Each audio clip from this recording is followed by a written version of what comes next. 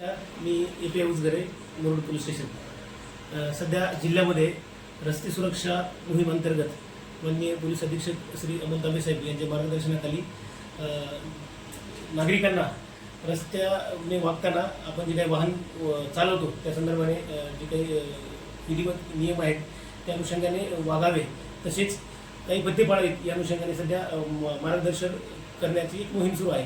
त्याचा भाग म्हणून जिल्ह्यातील विविध पोलीस स्टेशनने त्यांच्या हद्दीमध्ये अपघातग्रस्त जी वाहने आहेत ती एक डेमो डिस्प्ले केलेले आहेत। तसंच आपण मुरुड पोलीस स्टेशनच्या हद्दीमध्ये करकट्टा जो आपला डिवाइड होतो रोड त्या ठिकाणी एक डेमो म्हणून एक व्हेकल इन्स्टॉल केलं आहे।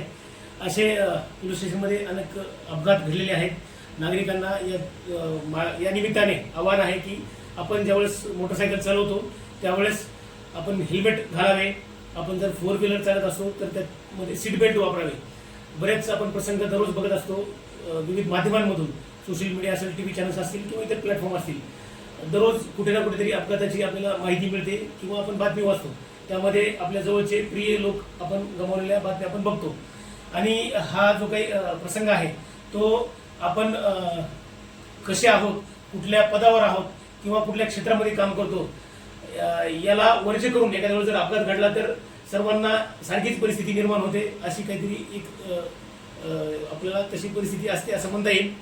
तर त्यासाठी म्हणून लातूर जिल्हा पोलिसांच्या वतीने आम्ही आवाहन करतो की जी काही ट्रॅफिकच्या अनुषंगाने नियम आहेत सर्वांनी त्याचं पालन करावे।